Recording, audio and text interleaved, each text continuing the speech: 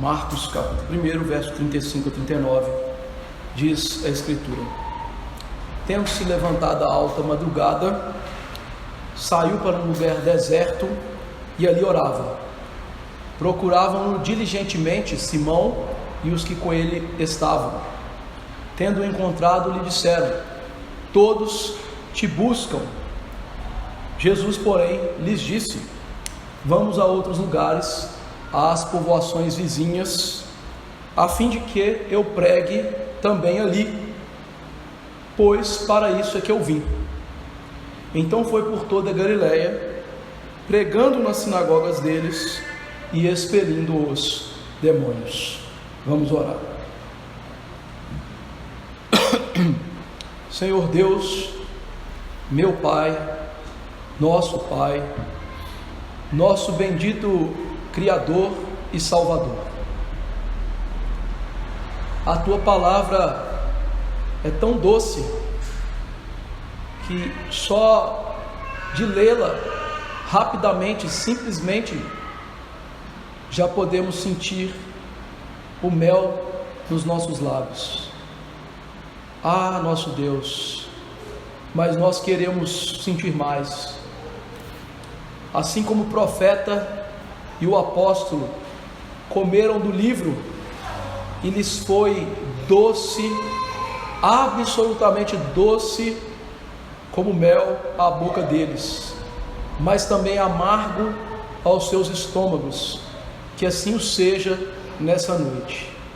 Que a palavra venha ser doce para nós, mas também amarga ao estômago ao mostrar o nosso pecado. Que, Senhor, o nosso objetivo ao pregar e ouvir seja a glória do Teu nome. Não há nada mais excelente do que participar do santo culto, e não há parte mais excelente do culto do que a pregação do santo evangelho. Portanto, que nesse momento o Senhor faça com que os nossos corações tenham a plena consciência de que participar da pregação é a maior atividade do universo, que não há nada mais sublime do que nos assentar aos pés de Jesus e pelo Espírito de Jesus aprender do Senhor e sermos conformados à imagem do Senhor. Que o nosso coração seja dominado por esse sentimento, porque assim nossas mentes não vão vaguear por coisas de dessomenos importância. Peço-te que Cristo seja exaltado agora, que o trono de glória seja visto por nós, e que o Senhor ajude para que eu seja fiel, e ajude os meus irmãos a serem fiéis ao ouvir. Que eu pregue com bom e reto coração, e eles escutem com bom e reto coração. Isso fará com que a palavra produza a 30, a 60 e a 100 por 1. Ah, nos dê essa graça. E por fim, perdoe pecados. Pecados cegam, e se há algo tão terrível, é a cegueira espiritual, porque os cegos naturais sabem quem são os cegos, os cegos espirituais acham que enxergam como a luz do meio-dia. Ah, Deus, tire as escamas dos nossos olhos, como Tu fizeste com Paulo. É no nome de Jesus que imploramos. Amém. Queridos irmãos, nós temos visto que o livro de Marcos responde a 3 grandes perguntas: quem é Jesus?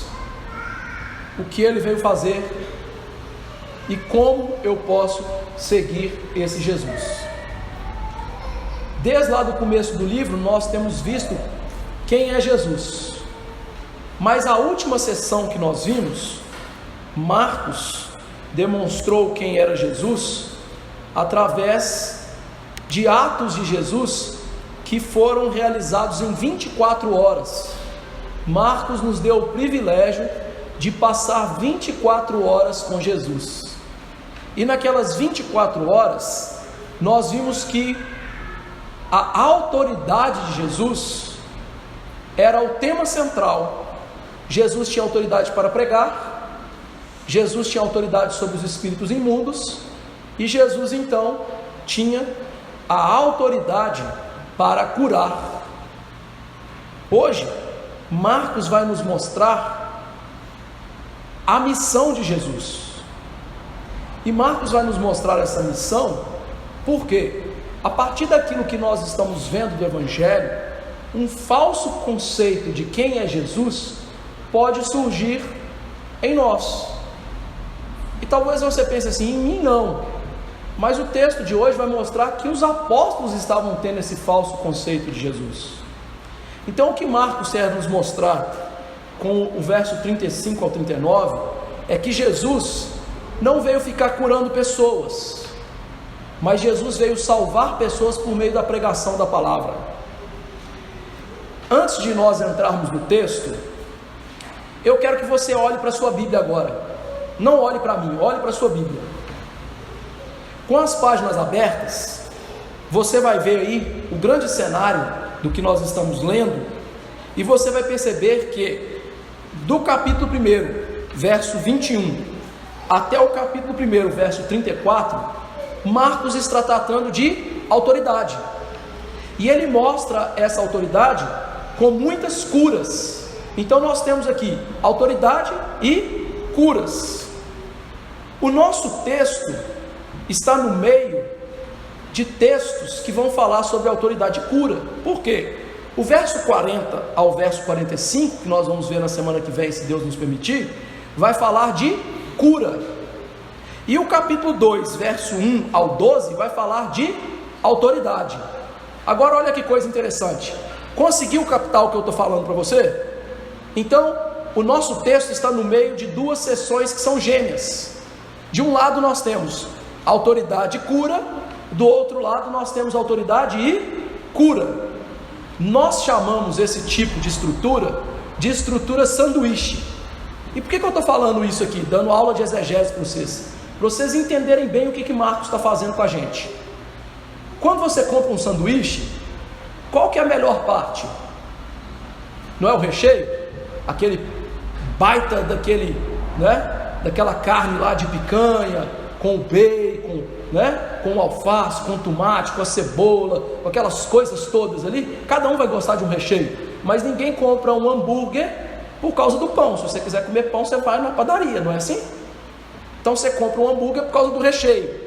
Por quê? O recheio é a parte mais importante. Tenha isso em vista. Então nós temos o pão, autoridade e curas. Do outro lado, autoridade e curas. E nós temos o recheio, que é o nosso texto. E o nosso texto então vai falar de autoridade de cura? Não. Ele vai falar do recheio, do que é o mais importante, a missão de Jesus. O que Jesus veio fazer, que não é curar pessoas, é salvar pessoas por meio da pregação. Deu para entender isso? Então vamos analisar o texto agora. Agora nós estamos prontos. Então veja só. Era alta madrugada, diz o texto. Jesus então se levanta para orar. Interessantemente, meus irmãos, esse dia é depois daquelas 24 horas que nós passamos com Jesus, e que Jesus não teve tempo nem para respirar. Jesus pregou na sinagoga, Jesus ensinou os discípulos, Jesus curou a sogra de Pedro, Jesus curou muitos endemoniados, curou muitas pessoas. Então Jesus vai dormir naquele dia exausto de passar um dia inteiro pregando e curando pessoas. No entanto, no outro dia bem cedo, o texto de Lucas vai dizer que foi antes do raiar do sol, então por volta ali das 4, 5 horas da manhã, dependendo da época do ano lá na Palestina, Jesus já estava orando. E aí veja uma coisa interessante, Jesus não era desmotivado para orar, mesmo que ele estivesse cansado.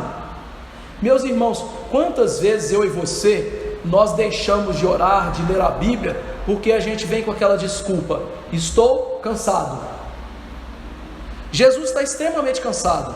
Jesus é um ser humano como você, e Jesus levanta de madrugada e vai orar. Qual é o motivo dele orar de madrugada aqui? Eu já lhe garanto, irmãos, que orar de madrugada não é mais especial do que orar durante o dia. Afinal, madrugada é um conceito de um lado do globo, do outro lado é de dia. Então, preste atenção nisso. Se eu orar aqui de madrugada, no Japão não é de madrugada, meu amigo, é dia. Então, orar de madrugada não tem nada de especial em si. A questão não é essa. Se você orar durante o dia, vai ter orado bem. Jesus orou diversas vezes e em várias horas do dia, e são poucos os momentos que Jesus é relatado orando de madrugada. Tem muitos crentes que ficam assim: eu gosto de orar de madrugada. Beleza, pode orar de madrugada, mas ora de dia, ora à noite, ora à tarde, não tem problema. Mas também não coloque isso como uma regra para os seus irmãos. Bom é quem ora de madrugada.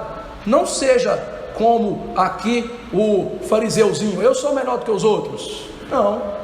Por que Jesus levantou de madrugada para orar?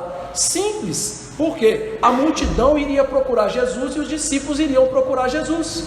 Qual seria o tempo que ele teria para orar se não fosse de madrugada? Hora nenhuma. Então ele levanta de madrugada aqui, no contexto desse texto, porque ele sabe que aquele momento seria o único no seu ministério agora para poder orar detidamente, mais intensamente. A multidão está atrás dele, os discípulos estão atrás dele. E aqui, meus irmãos, é importante nós citarmos os dois motivos de oração de Jesus. Eles não estão claros no texto, mas eles são implícitos no ministério de Jesus. O primeiro motivo de Jesus orar aqui é porque Jesus, como um ser humano também, ele tinha que lutar contra a tentação de tomar o caminho mais fácil. Você vai perceber agora em Marcos que essa multidão está crescendo ao redor de Jesus, e essa multidão quer fazer de Jesus um rei. Lembre-se que o que Satanás prometeu a Jesus foi um reinado fácil. Então o ministério de Jesus orando, sempre que a gente vê as multidões se aproximando de Jesus, ele se refugia para orar sozinho, porque ele lutava contra o caminho mais fácil. Jesus é um ser humano. Jesus tinha que lutar contra essa tentação externa de ser aclamado, de ser famoso, de ser feito rei logo. Ele sabia que a missão não era essa. Então ele tinha que constantemente, diante das multidões que apertavam, dos dias cheios de muitas curas, de muitos sinais, se refugiar e orar. Perceba a dinâmica. Leia os evangelhos durante a semana e você vai ver, sempre quando temos muitas curas, muitas dinâmicas de milagres, sinais, Jesus se refugia e ora. Por quê? Ele tem que lutar contra essa ideia de ser um rei fácil, de ser um rei aclamado, de ser um rei da galera, por assim dizer. Em segundo lugar, Jesus vai orar aqui pela missão que ele vai falar. Já adiantando um pouco, Jesus vai mostrar que a missão dele era pregar o evangelho, e não existe pregação sem oração. Lá em Atos 6, os apóstolos, quando foram apertados pela multidão para que eles cuidassem das viúvas, os apóstolos falaram algo interessante. Eles falaram assim: nós não vamos cuidar de viúva alguma, nós vamos orar e pregar. Então vamos eleger de pessoas para cuidar das viúvas. Por quê? A maior coisa, a maior missão dentro da igreja é orar e pregar. Olha a consciência deles. E aí Jesus está fazendo o quê? Ele está orando para pregar. Essas duas coisas são entranhadas. Não existe pregação sem oração. Então ele vai pregar, então ele tem que passar tempo em oração para pregar a palavra. Agora eu quero que você pense um pouco. Olha só na sua mente aí, no seu coração. Jesus dá grande importância à oração, não dá? Mas quem é Jesus? Filho de Deus, o próprio Deus, que tem intimidade com Deus como nenhum outro. Curiosamente, quando nós lemos o Evangelho, nós vamos ver Jesus orando em diversos momentos. Jesus orou uma noite inteira para escolher 12 apóstolos. Jesus orou várias vezes antes de fazer sinais. Um deles foi a ressurreição do Lázaro, e outro a multiplicação de pães e peixes. Jesus orou antes da instituição da Santa Ceia. Jesus orou, meus irmãos, naquela noite em que ele seria entregue aos judeus e depois aos gentios e morreria. Ele passou a noite quase toda orando. Jesus na cruz do Calvário, ele orou. E o que Jesus faz hoje no céu? Hebreus 7:25 diz que Jesus está sempre orando por nós no céu. Pode conferir na sua Bíblia, Hebreus 7:25. Então, Jesus dá sempre grande importância em oração. Ele está sempre refugiando em Deus o Pai. Ele não é como os calvinistas dos nossos dias, né? Que pensa assim: Deus decretou as coisas, então eu não vou orar. Não, Jesus ele entendeu como ninguém a sabedoria e a soberania de Deus, e ele entendeu que oração faz parte da vida do crente, faz parte dos planos de Deus para nós. E que lição podemos tirar nisso? Se o Filho de Deus orou com tanta constância, ele nos deixa aqui um exemplo de piedade, um exemplo de que piedade e oração são duas coisas inseparáveis. Não existe, meus irmãos, piedade, ou seja, ser um bom religioso, ser alguém verdadeiramente fiel a Deus, sem oração. Eu tenho ensinado para os irmãos aqui que não existe piedade sem conhecimento, mas um conhecimento sem oração é um conhecimento seco, tosco, infernal, orgulhoso e que nos leva a julgar pessoas. A piedade é colocar o conhecimento em ação por meio da oração. A verdadeira piedade é usar tudo aquilo que adquirimos do conhecimento da teologia para nos relacionar melhor com Deus. E aqui o exemplo é Jesus. Ninguém conhecia o Pai como Ele, e ninguém orou como Ele. Se Ele precisava orar dessa maneira, meu irmão, muito mais eu e você, pecadores caídos. A oração deveria ser grande parte daquilo que gastamos os dias da nossa vida. Afinal, a oração, ela brota de um coração novo. Um crente que não ora é uma contradição de termos. Crentes têm que orar. Afinal, Paulo disse lá em Romanos 9, que o espírito de adoção nos leva a clamar Abba, Pai. Ou seja, se nós temos o Espírito Santo, que é o espírito de adoção de Deus em nós, algo natural vai acontecer conosco: orar. E aqui eu quero te provar essa verdade por meio da vida de Paulo. Paulo era um fariseu. Quantas milhares de preces Paulo fez até o dia que Jesus o salvou?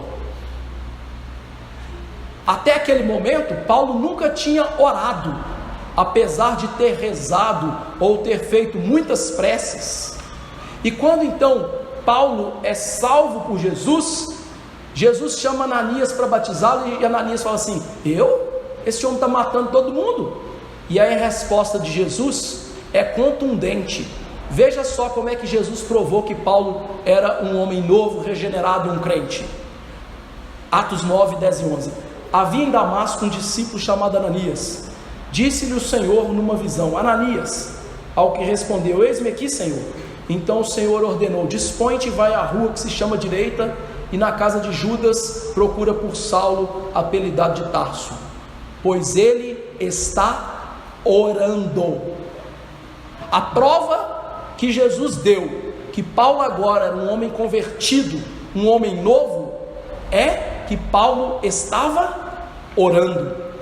A verdadeira prova que eu e você somos crentes é praticar a palavra, e uma das práticas essenciais da palavra é um coração que se derrama diante de Deus em oração.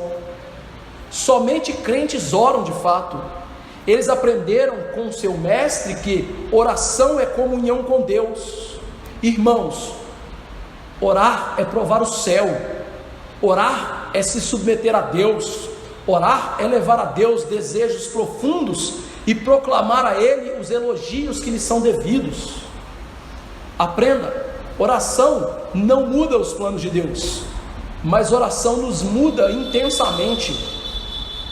Se você conviver muito com alguém, aquela pessoa não vai gerar marcas em você? Conviver muito com Deus vai gerar marcas em nós. E aí nós temos a resposta: por que a igreja dos nossos dias, nós vemos tão pouco de Jesus nas pessoas? Por quê? Porque as pessoas da igreja dos nossos dias oram muito pouco. Pouco tempo com Deus significa pouca mudança de vida. Precisamos de orar mais. E veja que nós precisamos de orar com tranquilidade. Diz o texto que Jesus procurou um lugar deserto, tranquilo para orar. Jesus deixa a multidão dos seus afazeres, deixa a multidão de pessoas, de vozes que requeriam a atenção dele, e ele silencia essas vozes, indo num lugar tranquilo, mudo, por assim dizer, para falar com o Pai. Eu sei que nós podemos orar como Neemias, que estava diante do rei da Pérsia, e ali fazer uma oração em espírito. Podemos orar como Ana, que estava diante do sacerdote Eli, e ali orar em espírito. Mas, meus irmãos, o padrão de oração é orar de voz alta, no lugar tranquilo com Deus. Jesus nos ensinou isso quando ele foi ensinar a oração do Senhor, o Pai Nosso. Mateus 6,6 diz: tu, porém, quando orares, entra no teu quarto e fecha a porta, orarás a teu Pai que está em secreto, e teu Pai que vem em secreto te recompensará. A oração precisa desse lugar tranquilo, porque é intimidade com Deus, não é algo para aparecer para as pessoas, é algo que nós precisamos de um lugar para colocar nossa mente, nosso coração ali em Deus e focar nele, e ali nos relacionar intimamente com Deus, em que nós podemos abrir o nosso coração, expor o que nós somos, o que sentimos. Ah, meus irmãos, por isso, hipocrisia tem que ficar fora da oração. Deus sempre vê o seu coração. A oração em que você não fala a verdade, a oração que você não se derrama diante de Deus, não é oração. Oração em que nós nos portamos de maneira orgulhosa, pretensiosa, querendo exigir coisas de Deus, isso não é orar. Por isso nós lemos aqui: o fariseu posto em pé, orava de si para si. De que forma? Deus, eu te agradeço. Por quê? Porque eu não sou como roubador, injusto, adúltero, como esse publicanozinho aí, ó. Jesus quer que eu e você não façamos isso. Ele quer que nós oremos uns pelos outros, não me julgando, não se julgando melhor do que o outro, mas com o coração amoroso, se colocando diante dele, mostrando: Senhor, eu sou essa massa de pecados aqui que merece o inferno, mas eu imploro misericórdia, ser propício. Essa é a verdadeira oração. É essa oração que Deus vai acolher. Essa é a oração que Jesus deixou para nós. Mas, enquanto Jesus está orando, e o que os discípulos estão fazendo? Verso 36 diz: procuravam diligentemente Simão e os que com ele estavam. Enquanto Jesus está lá, gastando tempo com o Pai, tendo prazer na oração, os discípulos estão fazendo outra coisa que não é proveitosa. É claro, eles ainda estão aprendendo a ser discípulos. Nós aqui olhamos para esses homens e temos que olhar vendo os defeitos deles, seus pecados, mas também ser piedosos, sabendo que eles ainda estavam engatinhando na piedade. Eles ainda estavam confusos sobre quem é Jesus e o que Jesus estava fazendo. O texto diz que eles procuravam diligentemente a Jesus. Essa expressão diligente, ela foi usada em 2 Timóteo, quando Onesífero procurou Paulo em Roma com todas as suas forças para achar Paulo. Então os discípulos estão procurando Jesus com todas as suas forças. E aí você pensa assim: rapaz, isso é algo bom, não é? É, mas Jesus aqui não está sendo procurado pelo que ele é. Ele não está sendo procurado aqui para que eles passem tempo com ele, aprendendo com ele. Meus irmãos, eles ainda não compreendiam a natureza do discipulado. Eles ainda não entendiam que a vida cristã é um grande mimetismo, no sentido de que nós imitamos a Jesus. Eles ainda estavam procurando Jesus por outros interesses, como nós vamos ver. E veja que assim são muitos crentes dos nossos dias. Eles procuram Jesus com interesses de menos importância. Infelizmente, aquilo que é legítimo e eterno, que eles deveriam aprender com ele, fica em segundo plano. Em nossos dias então, são muitos que são como os apóstolos, que procuram Jesus para as coisas temporais, mas os interesses eternos estão escondidos, renegados. Meus irmãos, não é pecaminoso nós orarmos, por exemplo, para o nosso filho passar no vestibular, para o nosso filho ser curado. Não é pecaminoso a gente orar para ter um emprego melhor. Não é pecaminoso isso. Mas, contudo, porém, todavia, entretanto, o que nós temos muitas vezes feito é procurar Jesus somente para essas coisas. O próprio Jesus, depois da oração do Senhor, nos ensinou: buscai primeiro o reino dos céus, e tudo lhe será acrescentado.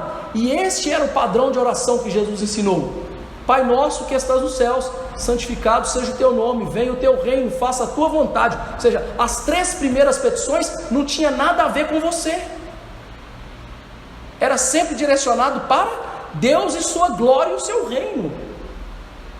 Perceba então que há uma confusão nos discípulos e em nós hoje, que nós procuramos Jesus para as coisas temporãs, enquanto o perdão de pecados, a santificação, a mortificação da carne, vão sendo todas elas renegadas a segundo plano e não estão na nossa agenda.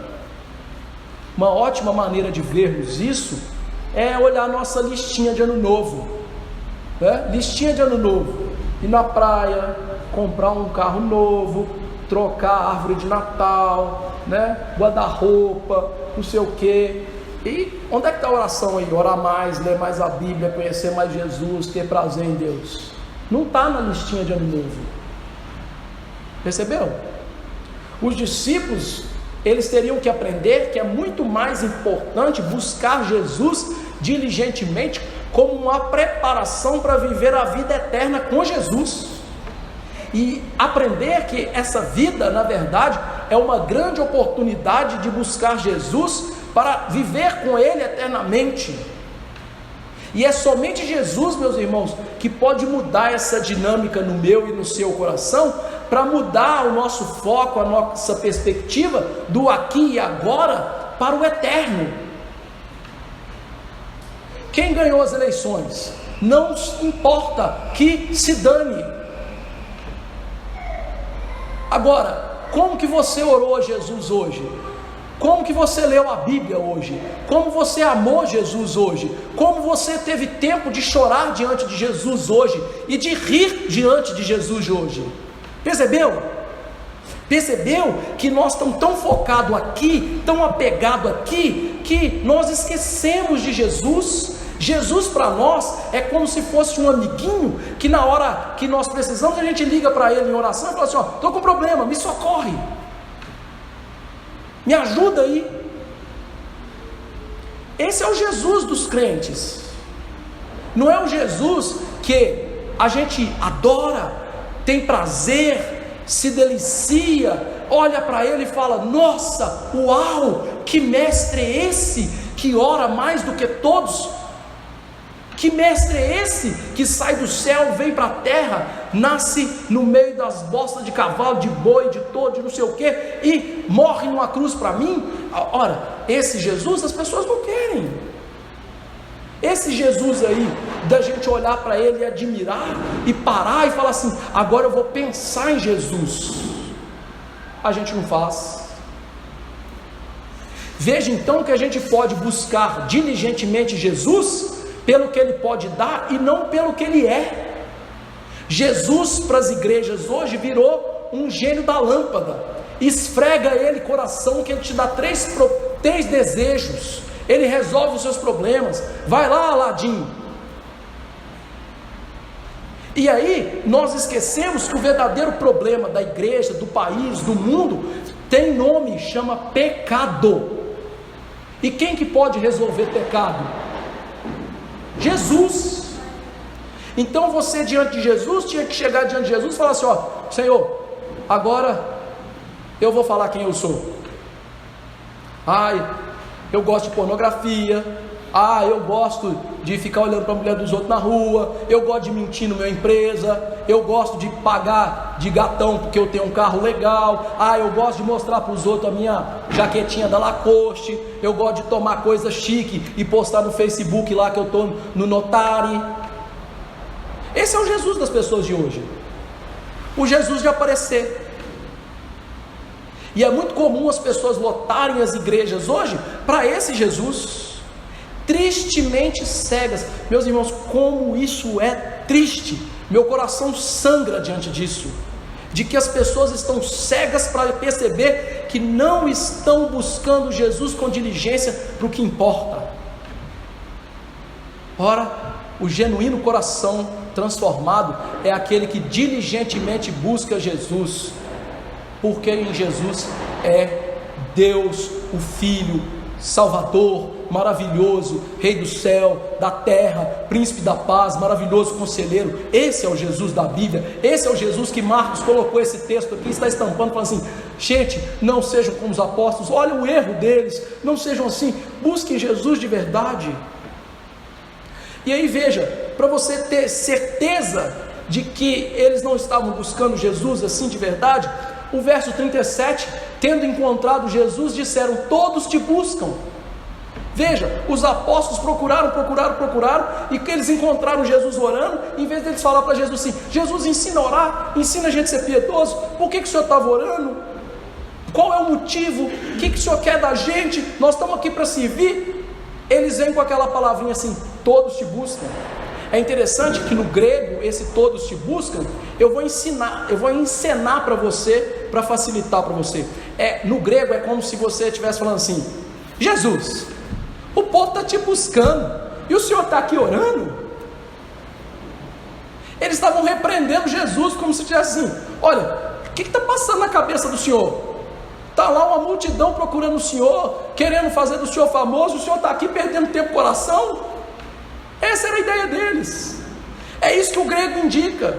Ou seja, aquilo ali era uma repreensão a Jesus. Olha a audácia de Pedro e dos apóstolos, repreender Jesus. Parece até as igrejas aí modernetes, né? Que determina a bênção para Jesus. Gente, quem somos nós diante do Rei do Universo? Quem somos nós diante daquele que, se fizesse assim, a gente viraria menos do que pó, viraria nada? E aí, Jesus estava ocupado com a coisa mais bela e preciosa da terra, que é adorar a Deus em oração. E esses discípulos estão aqui: olha, o que é isso? Veja então que Pedro está preocupado junto com os apóstolos com a multidão que quer ser curada. Ele aqui então está sendo fascinado pela multidão. A verdadeira preocupação de Pedro não era as obras redentivas de Cristo, mas sim a fama de Jesus. Curiosamente, os nossos dias, nós temos aí pastores com síndrome de celebridade, que querem likes, views, ir para a internet, e até meus irmãos, dão explicações heterodoxas para o texto, para ser diferente e aparecer.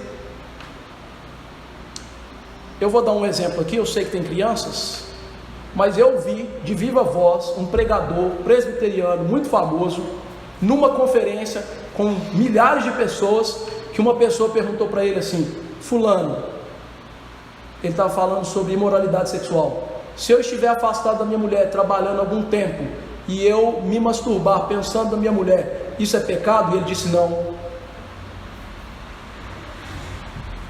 Ora, síndrome de celebridade, os nossos símbolos de fé estão aí para falar que isso é pecado?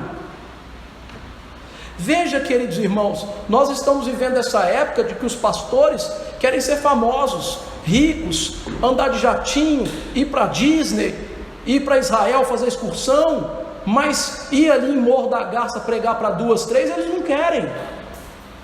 Esse mesmo pregador famoso, convidaram ele para pregar numa cidadezinha pequena onde ele estava, para pregar para 10, 15 pessoas, ele não quis ir. E eu também vi, eu estava lá. Ou seja, é síndrome de celebridade, gente querendo aparecer, gente preocupada com a multidão, com agradar pessoas, mas não agradar Jesus.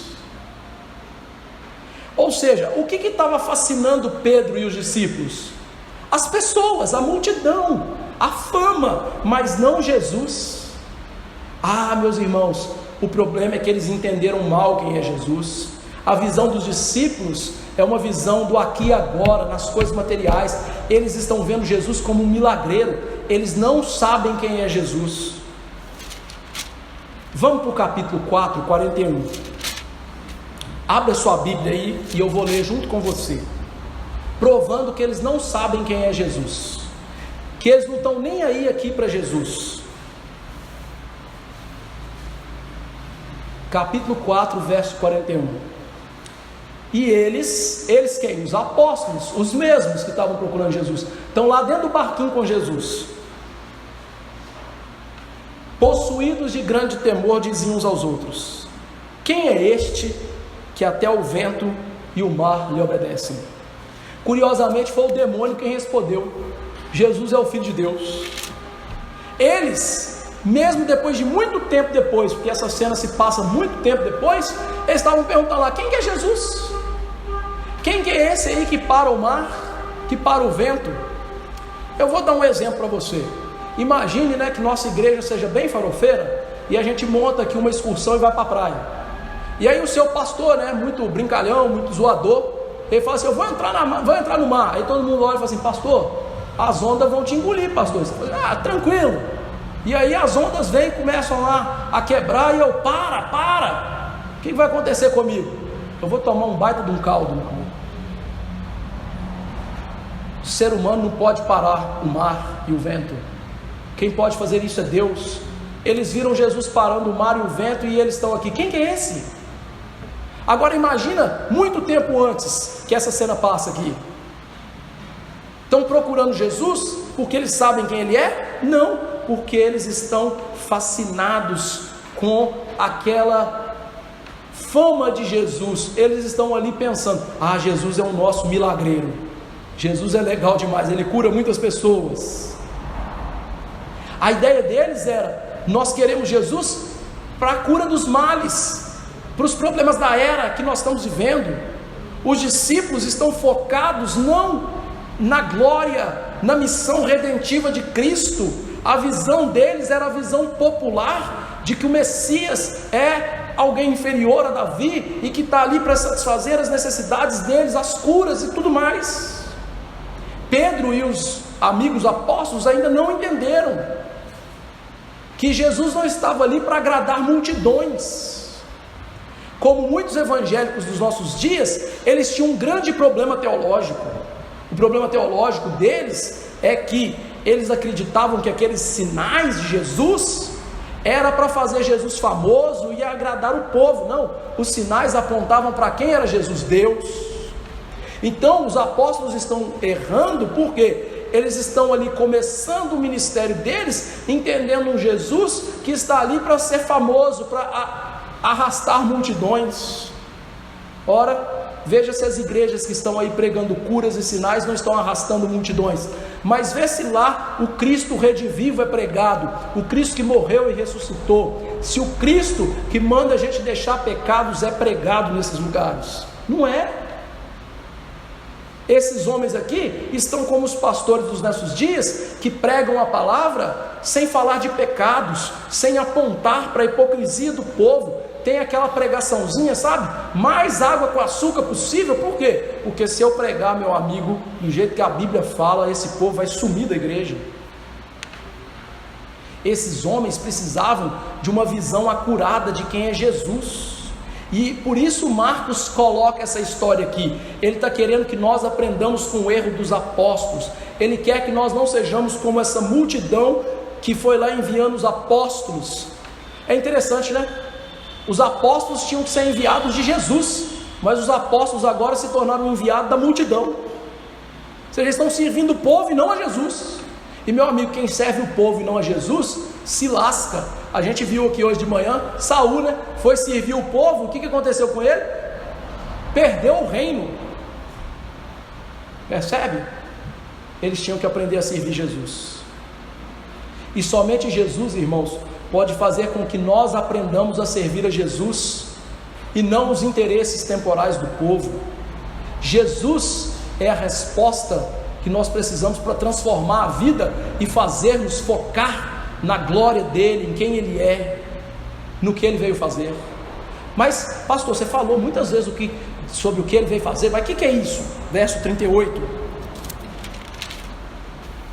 Jesus, porém, lhes disse: vamos a outros lugares, às povoações vizinhas, a fim de que eu pregue também ali, pois para isso que eu vim.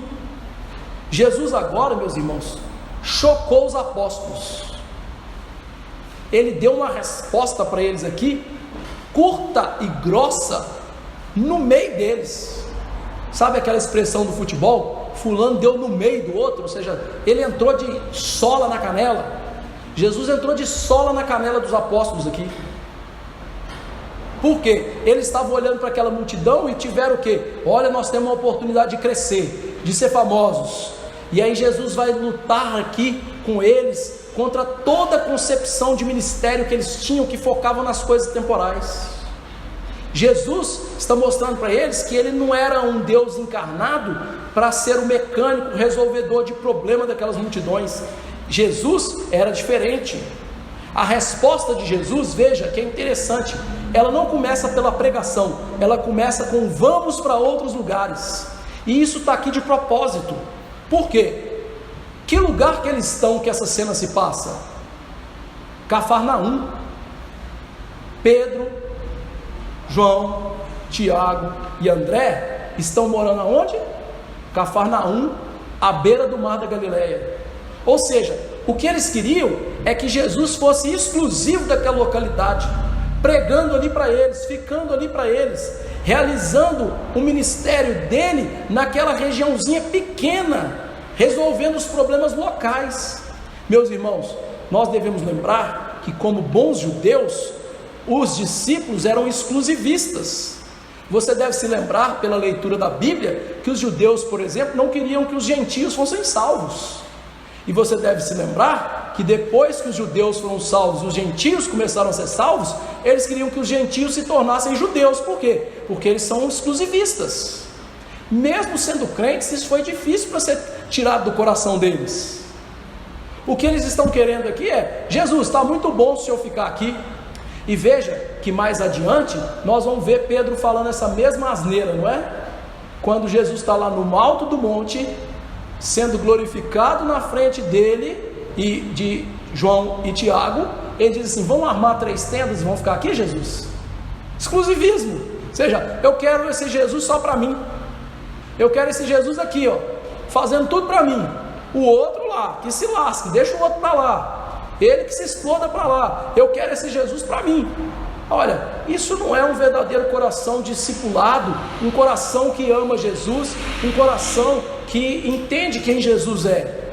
Por isso que Jesus começou a resposta por aí. Ou seja, ele está mostrando que a missão dele não era ficar ali naquela beirinha daquele mar ali. Pelo contrário, a promessa seria que ele salvaria os gentios, as nações.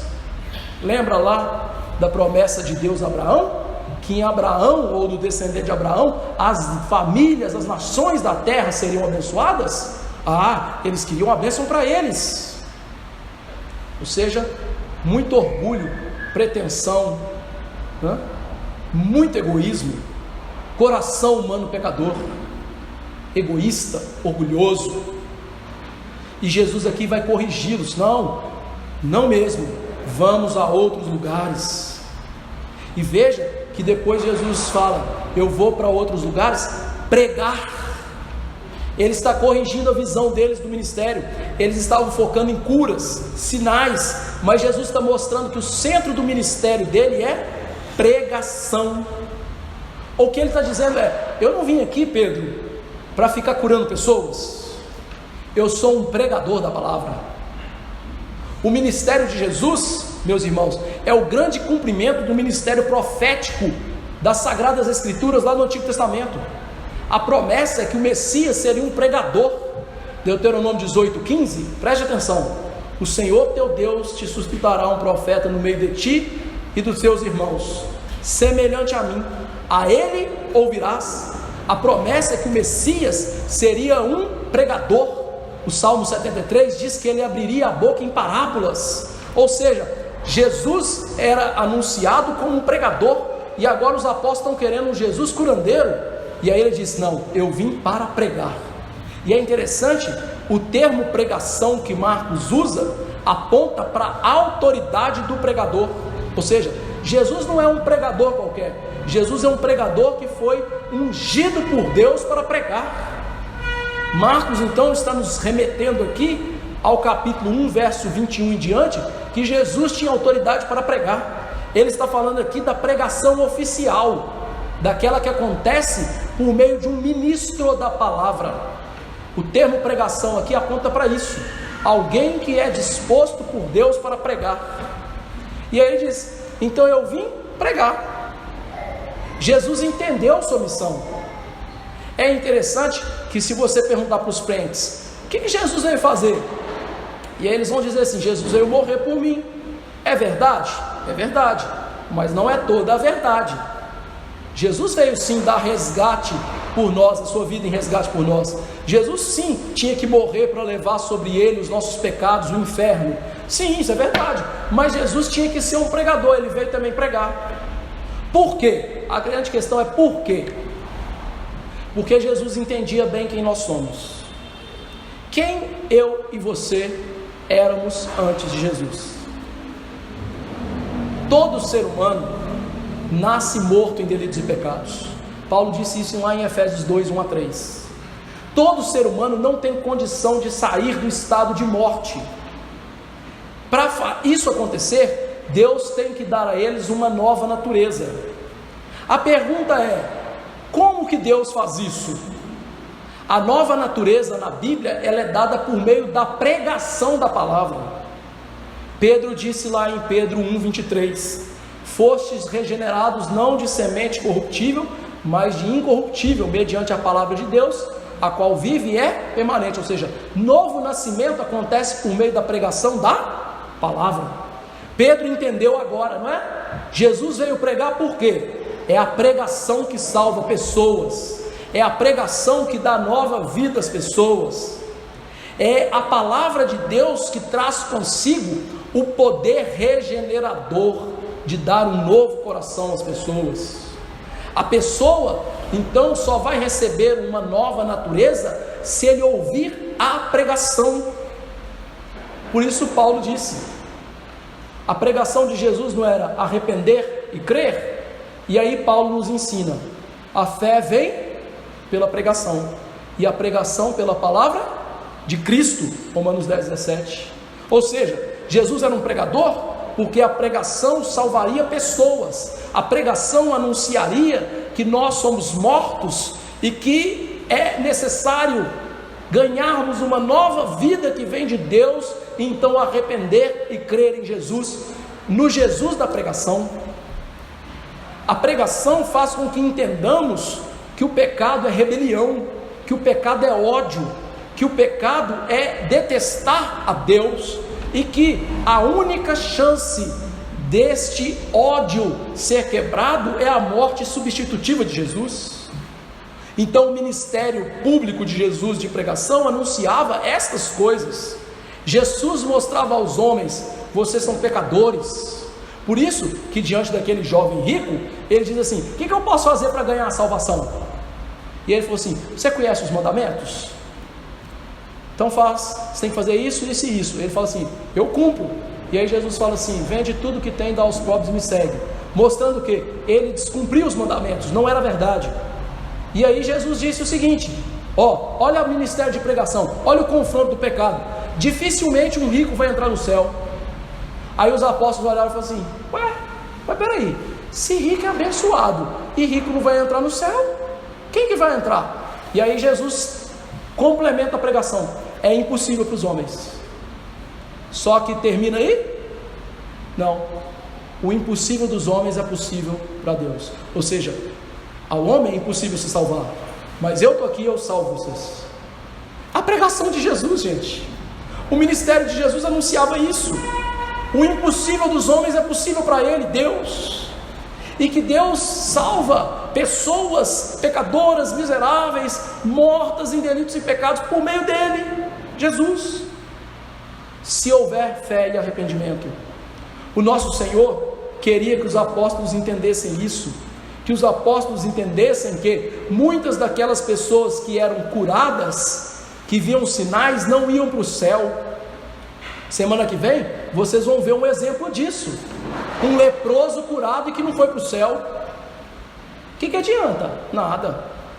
Eles deveriam entender que sinais, milagres não servem para salvar pessoas, que o que salva pessoas é pregação, e portanto que o ministério deles tinha que estar baseado na proclamação mais importante de todas: Jesus é Deus que nos salva, e que todo o resto era secundário. E veja que Jesus então está ensinando: minha missão de verdade, Pedro, não é curar, é salvar, e eu salvo por meio da pregação. Todos nós hoje somos salvos por meio da pregação de Jesus. Jesus continua pregando para nós. Jesus continua mostrando que o ministério maior na igreja é a pregação. E aí nós aprendemos então que a melhor coisa e a maior coisa que deveria ter numa igreja não é cura, não é milagre, não é convívio social, não é programas na igreja. O mais importante numa igreja é pregação fiel e uma vida fiel.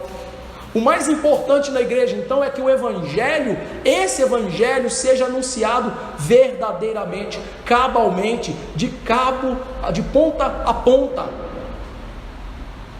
Porque sem pregação fiel não há vida fiel, sem pregação fiel não há salvação do Deus fiel.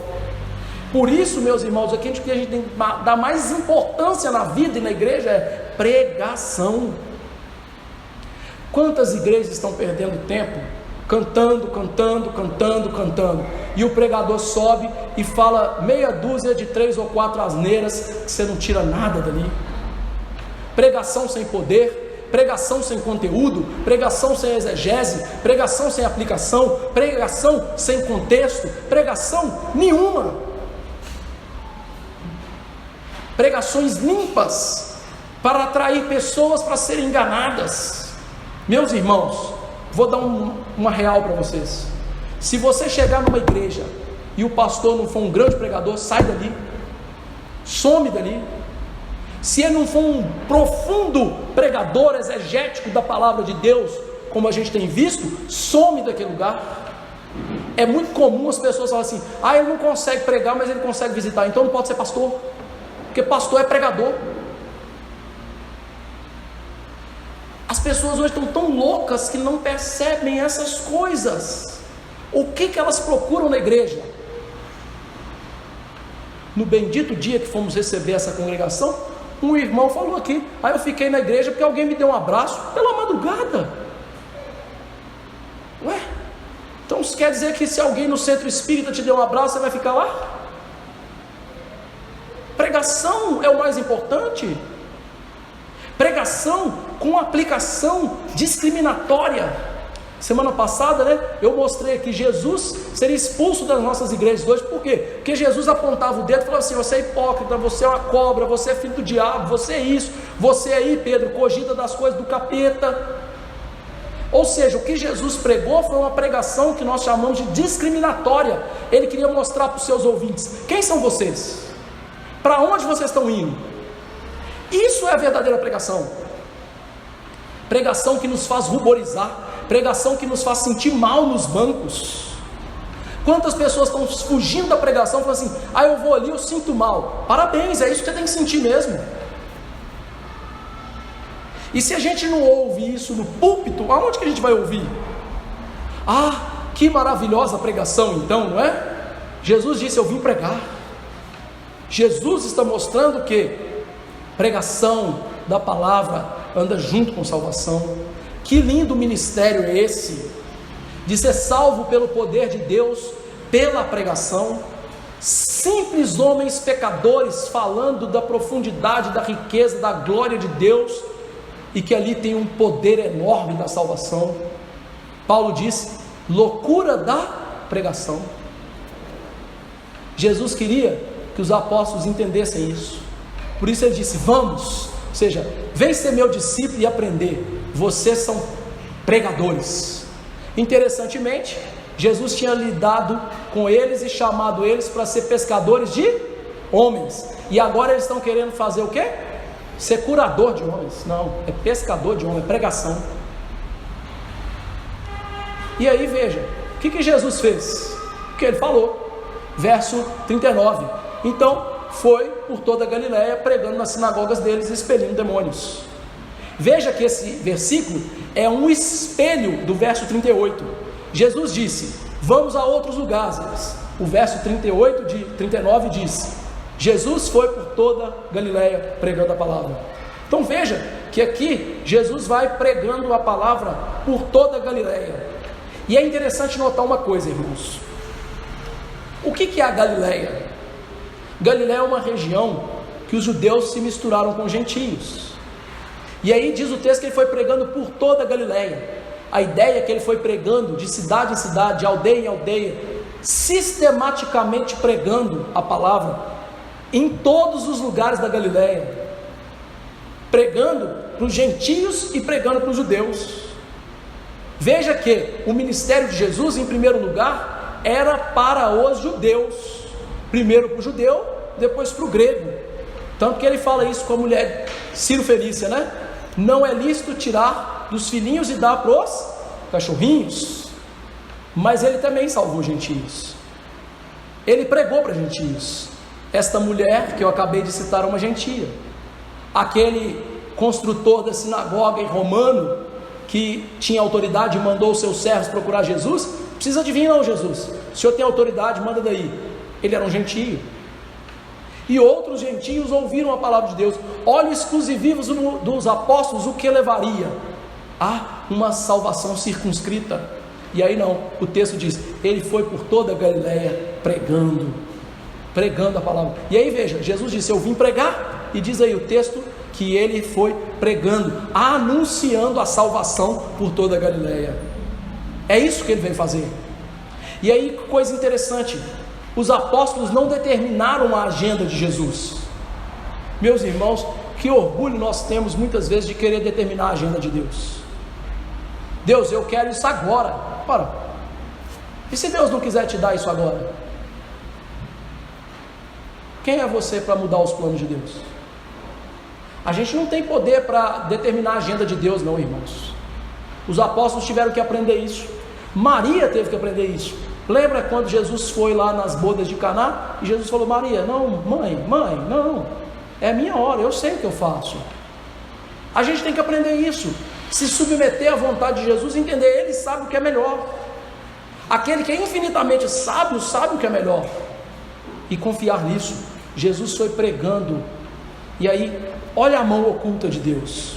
Diz o texto que ele foi pregando nas sinagogas. Você sabe o que é uma sinagoga, irmão? Sinagoga foi uma instituição judaica que surgiu no exílio. Lembra que o povo foi mandado para a Babilônia para morar lá 70 anos por causa dos pecados? O templo estava destruído. Onde que o culto acontecia? Em Jerusalém e no templo. Agora imagina ficar 70 anos sem culto, sem palavra, sem ensinar filhos nas escrituras e coisas do tipo. Deus, na sua providência, fez com que os judeus criassem as sinagogas. Sinagogas que foram criadas e espalhadas pelo mundo gentílico. Na sinagoga, o que acontecia lá? Em primeiro lugar, o culto a Deus. Então eles precisaram cultuar a Deus, eles criaram um lugar de culto.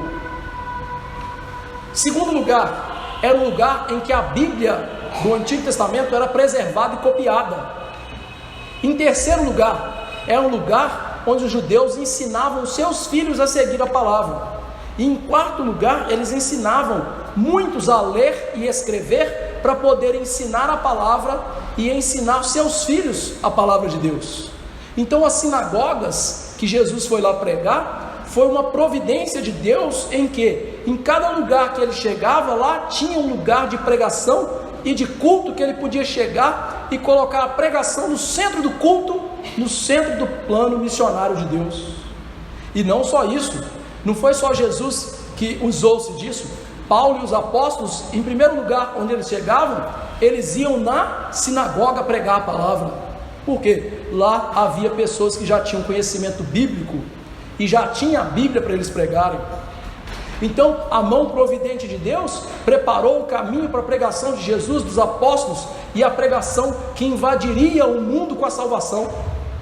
Os apóstolos, né? Jesus, fica só aqui no Cafarnaum, aqui no laguinho aqui. Não, eu vou pregar na Galileia, e está pregando no mundo inteiro. O texto finaliza dizendo que ele expulsava demônios. Estranho está aqui isso, não é? Parece desconexo. Poucos comentaristas falaram sobre isso, mas um de muito peso, puritano, chamado Matthew Henry, diz o seguinte: Marcos relatou que Jesus expulsava demônios porque a doutrina de Cristo é a derrota do diabo. Não há nada nesse mundo que derrote o diabo mais do que a palavra de Deus. Essa é a ideia. Ou seja, lembra quando Apocalipse vai falar, e também Paulo, que Jesus vai derrotar o diabo com o sopro da sua boca? Ou seja, Jesus derrota Satanás com a palavra.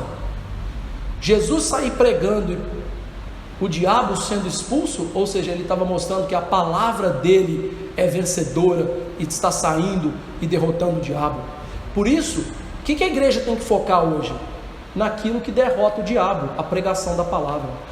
Porque é a pregação da palavra que tira pessoas do inferno, do príncipe deste mundo, para o reino do Filho do amor de Deus, pregando, expelindo os demônios. Aplicações. Queridos irmãos, eu sinceramente confesso que as aplicações eu peguei de um autor. Eu li as aplicações desse sujeito, eu achei tão boas que eu falei, eu não posso mudar nada. O nome dele é J.C. Ryle. Ele diz o seguinte: primeira aplicação: em tudo isso devemos perceber a imensa importância da nossa devoção particular. Se aquele que era santo e inculpável, sem mácula, separado dos pecadores, feito mais alto do que os céus, orava dessa maneira sem cessar, quanto mais nós, cercados de fraqueza por todos os lados, deveríamos nos dedicar à oração. Se Jesus sentiu a necessidade de oferecer súplicas com forte clamor e lágrimas, quanto mais é necessário para nós, que a cada dia ofendemos a Deus em muitas coisas. Ou seja, aprenda com Jesus, dedique boa parte do seu dia a orar e ler a palavra. Ajuste a sua agenda para isso. Eu não tenho tempo. Ninguém tinha menos tempo do que Jesus, e ninguém orou menos do que ele. Ninguém orou mais do que ele, né? Todos nós oramos menos. Perceba, deixe as desculpinhas de lado. Elas não enganam ninguém, muito menos Deus. Segunda aplicação. Essa é pesada, hein? Que diríamos de uma passagem como essa àqueles que nunca oram? É de se temer que na lista das pessoas batizadas nas nossas igrejas haja muitas pessoas que se comportam assim. Muitas há que se levantam todas as manhãs e se deitam à noite sem proferir qualquer oração. Muitos que jamais dirigem a Deus uma palavra sequer. Tais pessoas serão crentes? É impossível. Um Senhor dedicado à oração, como Jesus, não pode ter servos que não oram. O espírito de adoção sempre fará um homem invocar a Deus. Não orar é a mesma coisa que não ter Cristo, não ter Deus e avançar pelo caminho do inferno. Não orar é o mesmo que não ter Cristo, não ter Deus e avançar pelo caminho do inferno. Eu peguei essa aplicação de alguém para vocês acharem que tem gente mais pesada do que eu. Terceira aplicação. O que poderíamos dizer àqueles que oram pouco? Somos obrigados a afirmar que esses, no momento, revelam bem pouco da mente de Jesus neles. Ou seja, eles se parecem pouco com Jesus. Visto que pedem pouco, só podem esperar pouco. Buscando pouco, não podem se surpreender que possuem pouco. Nós sempre vamos descobrir que, quando as orações são poucas, a graça é pouca, a força é pouca e a esperança limitada. Olha para a sua vida, tem muita graça? Tem muita força? Tem muita esperança? Tem pouca oração.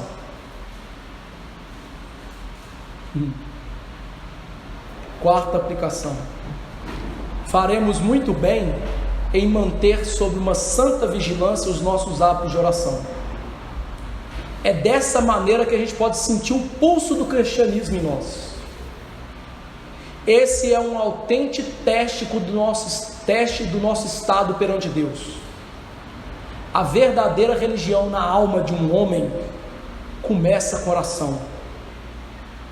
A vida de oração decai e retrocede à medida que um homem afasta de Deus.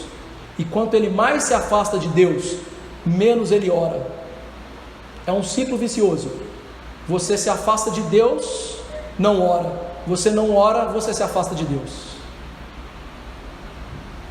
Caminhemos então seguindo os passos do nosso bendito Mestre, tanto na questão da oração, quanto em todos os aspectos da vida cristã. Assim como Cristo, nos mostremos diligentes em nos devotar a Deus. Você sabe o que é ir para um lugar solitário e gastar muito tempo ali em oração? Mas a Netflix está lá, né? Quinta aplicação: nunca se deixe abalar por aqueles que depreciam o ofício da pregação, afirmando que as ordenanças cristãs são mais importantes que os sermões, ou seja, Santa Ceia. Já viu esses crentes? Falam assim: a Santa Ceia é a coisa mais importante da igreja? Sabe nada, inocente. Cumpre-nos dar a cada aspecto da adoração pública o seu devido lugar e honra. Tenhamos o cuidado de nunca emprestar a qualquer outra parte da adoração pública um papel mais destacado que a pregação. A pregação é a maior coisa do mundo. Foi mediante a pregação que a igreja veio ser chamada das trevas para a luz. Foi por meio da pregação que a igreja aprendeu sobre Jesus. Foi por meio da pregação que a igreja foi mantida e é mantida no estado saudável e próspero. É mediante a pregação que pecadores mortos, moribundos no pecado, são despertados. Mediante a pregação nós somos interessados e conduzidos a Jesus. Pela pregação os santos são edificados. Pela pregação o cristianismo é anunciado no reino de Satanás e nesse mundo pagão. Há muitos que escarnecem em nossos dias da pregação séria. Ou seja, esse pastor é um doido, ele é um maluco. Ele não sabe de nada. Ele está falando que os outros estão indo para o inferno. Como é que ele sabe? Ora, cara pálido, eu sei porque a Bíblia está falando. E aí Jesus, o que Jesus fez na vida dele? Ele empreendeu a obra gloriosa de pregação. Pense bem, o próprio Rei dos Reis e Senhor dos Senhores foi um pregador. Por isso que certa vez Spurgeon disse aos seus discípulos: Senhores, se um rei lhes quiser fazer ministros, não se rebaixem. Ou seja, ele disse para aqueles homens: a maior vocação do mundo é pregar. Nem ser um presidente, um ministro de Estado é algo tão grande. Sexta aplicação: não podemos deixar essa passagem sem a solene exortação de Paulo: não desprezeis as profecias, ou seja, não despreze a pregação. J.C. Ryle disse: o ministro do evangelho que estamos acostumados a ouvir, caso de vocês, talvez não seja altamente capacitado. Os sermões que vocês ouvem são fracos e pobres, mas no final das contas, a pregação é a grande ordenança de Deus para a conversão e salvação das almas. O fiel pregador do evangelho maneja a arma que o Filho de Deus não se envergonhou de manejar: a palavra. Essa é a grande obra a qual Cristo asseverou: pois para isso é que eu vim. E aqui eu quero acrescentar uma aplicação minha, sétima e última aplicação. Interessante que a gente olha para Spurgeon e outros pregadores, né? E a gente fala assim: nossa, eles tinham tanto sucesso na pregação. Verdade. Mas a que se deve o sucesso deles na pregação? Primeiro lugar, a soberania de Deus. Óbvio. Por quê? Isaías pregou, ninguém foi salvo, não é? Jeremias pregou, ninguém era salvo. Elias pregou, ninguém era salvo. Duvido que essas pessoas pregavam menos que Spurgeon, Calvino e outros. Em primeiro lugar, então, soberania de Deus, que quis fazer com que aquelas épocas fossem épocas de conversão. Mas havia uma coisa que aquelas igrejas faziam pelos seus pregadores, que as igrejas de hoje não fazem pelos seus pregadores. O que é? O que Jesus estava fazendo para pregar? Orar. O que as igrejas do passado faziam pelos seus pastores? Oravam, oravam e oravam. Diz a história que enquanto Spurgeon pregava, claro, não no culto dominical, na hora da pregação do culto, mas em outros dias que eles pregavam, havia quase 100 pessoas reunidas na igreja para orar para ele pregar, ué.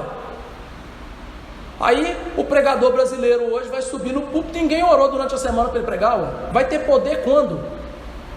Não vai ter. Vai ter mudança quando? Também não vai ter. Então, o que nós como igrejas temos que fazer?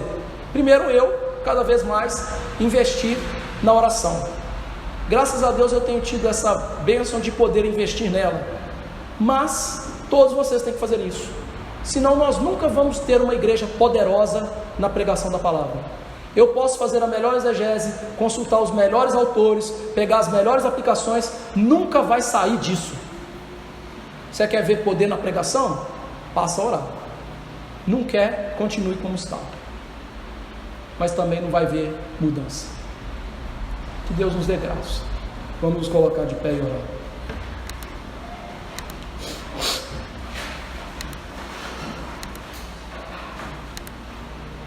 Senhor Deus Todo-Poderoso, quero agradecer-te pela palavra do Senhor,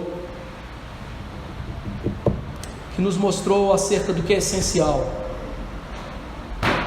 Jesus veio pregar, e é tão belo que Jesus continua hoje orando e pregando na boca dos pregadores fiéis.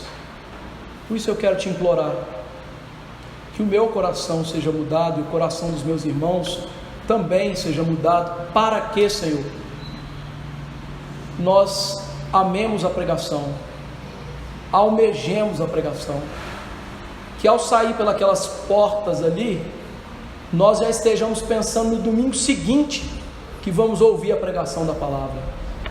E não é, Deus, porque eu sou alguma coisa, porque eu sou um pecador desgraçado, o Senhor sabe disso. Ah, misericórdia de mim, eu não valho nada, que eu mereço é o inferno. Mas é porque Jesus fala por meio da pregação fiel. Por isso dê graça de que amemos a pregação, e nos dê graça que demonstremos isso com oração durante a semana, para que eu pregue com poder. Senhor, tem tão pouco poder nos nossos dias na igreja, porque há tão pouca oração nos nossos dias na igreja. As pessoas não oram mais, Senhor. Eu não estou falando daquela oração rápida, como de crianças. Estou falando de oração detida, 40 minutos, 1 hora orando. Ah, Senhor, essa desculpinha de que nossos dias são cheios, é uma desculpinha esfarrapada, é uma desculpinha para boi dormir. O Senhor vê nosso coração, o Senhor sabe que a gente não ora porque a gente não gosta de orar. John Owen já mostrou isso, Senhor, que a gente vai se deter em oração, em leitura, a gente sente enfado, a gente quer que acabe rápido, mas muda isso em nós, por favor. Eu estou te pedindo algo de acordo com a palavra, e estou te pedindo por meio de Jesus. Faça isso, se for do teu agrado. Eu sei que isso é bom, mas pode ser que não seja o momento, pois faça a tua vontade. Mas eu quero ver a minha vida, a vida dos meus irmãos, ser uma vida de oração. Eu quero ver, ó Deus, nós amarmos o céu e Jesus. Eu quero ver pessoas que se debruçam na oração, que quando acaba, não queriam ter saído de lá. Eu quero ver aquele tempo em que as pessoas amavam tanto a pregação que elas corriam de igreja em igreja para ouvir a pregação. Mas infelizmente a gente vive num tempo em que poucas igrejas pregam. Na nossa cidade, quantas igrejas pregam de maneira séria? Eu nem sei. Nos ajude a ver a importância da pregação e da oração, porque não há vida espiritual sem isso. E eu te imploro, discrimine-nos daqui hoje, mostra quem somos, descortina os nossos olhos, não deixa a gente sair daqui cego, não deixa a gente sair daqui com o ouvido moco, com corações secos. Não deixa não, Senhor, por favor. E eu quero te implorar em relação ao nosso país. Eu não sei quem foi eleito, nem quero saber hoje é dia do Senhor, não é dia de eleição, hoje é dia do Senhor, meu pensamento está voltado para Ti, mas eu quero te pedir uma coisa, nos ajude a ser submisso a quem quer que seja que tenha sido eleito. A palavra nos ensina isso. Os dois são ímpios, então nos ajude a nos submeter, e só quebrar a lei civil quando essa lei quebrar um princípio da palavra, como os apóstolos fizeram. Quando o Sinédrio tentou calá-los, eles disseram que importa obedecer a Deus do que os homens. Mas ajude que o nosso coração seja piedoso para orar por aquele que ganhou. Ajude para que o nosso coração seja piedoso, para que, Senhor, entendamos que mudanças verdadeiras precisam acontecer no nosso coração. O que adianta uma nação rica, cheia de recursos, se o nosso coração continua um lixo? Nada. Então nos faz preocupar com o que é eterno. E eu te imploro que nós saibamos amar aqueles que pensam diferentes. Há pessoas no mundo cristão que são petistas e outros que são bolsonaristas. Que nós amemos uns aos outros, que não dividamos igreja por partidos políticos. Isso é completamente bobagem. Que nós estejamos unidos no amor de Cristo e cresçamos na graça de Cristo e entendamos que o verdadeiro Rei é Cristo. E Deus, Tu sabes o que é melhor para a Tua igreja. Tu sabes o que é melhor para a Tua igreja. Nos faça confiar nisso. Se Nabucodonosor, com tão pouco conhecimento da Bíblia, pelo Teu Espírito, chegou à conclusão que o céu reina, ou seja, que Tu reinas, nós temos a Bíblia, e nós temos muito mais do Teu Espírito. Que a gente pare de falar isso da boca para fora, e confie nisso no coração. É o que eu te imploro, em nome de Jesus, amém.